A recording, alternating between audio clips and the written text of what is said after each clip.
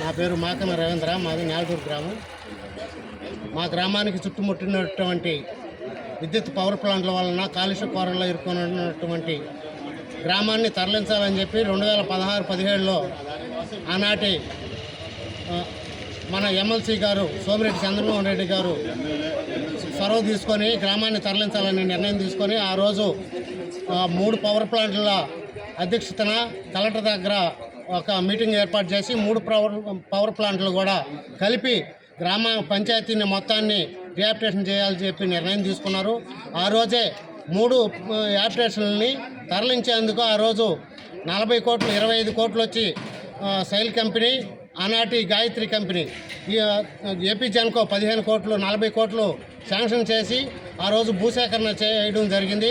భూసేకరణ నేలటూరు మెయిన్ విలేజ్కి మాదరాజగూడూరులో సేకరించడం జరిగింది. అదేవిధంగా రెండో యాప్టేషను పాలయానికి 171 ఇళ్ళకి మన ధనలక్ష్మీపురం దగ్గర భూసేకరణ చేయడం జరిగింది.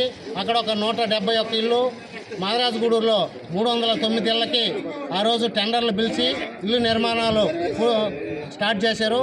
ఆ రోజు నుంచి తర్వాత నెక్స్ట్ టైంలో గవర్నమెంట్ మారడంతో కూడా ఆ రోజు నుంచి ఏంటంటే రియాప్టేషన్ పక్కన పడిపోయింది.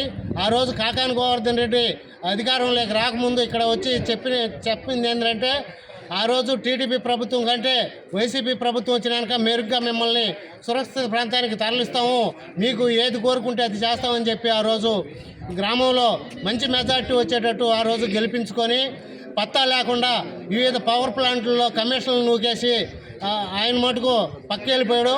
ఆ రోజు చంద్రమోహన్ రెడ్డి గారు 40 కోట్లు వేయించిన రియాప్టేషన్ కోసం 40 కోట్లు శాంక్షన్ చేపిస్తే ఆ దాంట్లో కూడా 15 కోట్లు కాకాని గోవర్ధన్ రెడ్డి గారు తినేసి ఆమ్యామం చేసేసాడు.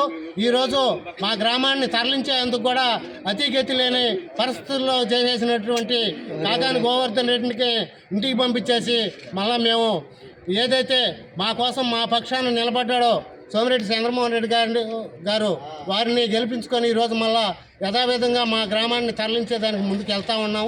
కానీ ఏంటంటే ఈ యాజమాన్యం అయితే మటుకు డబ్బులు కట్టడం లేదు. ఏదైతే ఆ రోజు కలెక్టర్ సమక్షంలో అగ్రిమెంట్ అయిందో 3 ప్లాంట్లు ఉన్నాయి ఇక్కడ, ఎన్సీసీ, గాయత్రి, ఏపీ జెన్కో, ఈ 3 పవర్ ప్లాంట్లు కలిపి గ్రామాన్ని తరలించేదానికి ఆ రోజు అంగీకారం చేసుకో ఉన్నారు. కానీ ఈరోజు ఏపీ జెన్కో మటుకు ఎంతో కొంత అమౌంట్ కడుతుంది. కానీ సైల్ కంపెనీ కానీ అదే ఎన్సీసీ కంపెనీ కానీ ఈ రోజుకి ఏదైతే స్టార్టింగ్లో 2017లో 25 కోట్లు ఇచ్చారో ఆ 25 కోట్లతోనే సరిపెట్టుకో ఉన్నారు.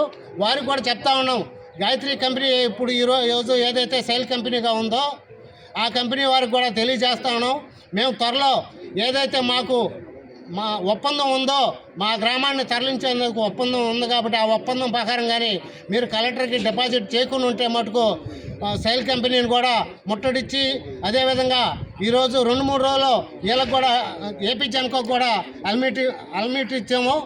ఏదైతే మా సమస్యలు ఉన్నాయో ఆ సమస్యల అన్నిటి మీద కూడా పరిష్కారం కాకుండా ఉంటే ఏదైతే మేము ఎప్పుడైతే మాకు పరిష్కారం కాకుండా ఉంటుందో త్వరలోనే మేము ఈ కంపెనీని కూడా ముట్టడిచ్చి మా యొక్క సమస్యలను పరిష్కరించుకునేందుకు ముందుకు వెళ్తామని చెప్పి తెలియజేసుకుంటూ సెలవు తీసుకుంటున్నాం.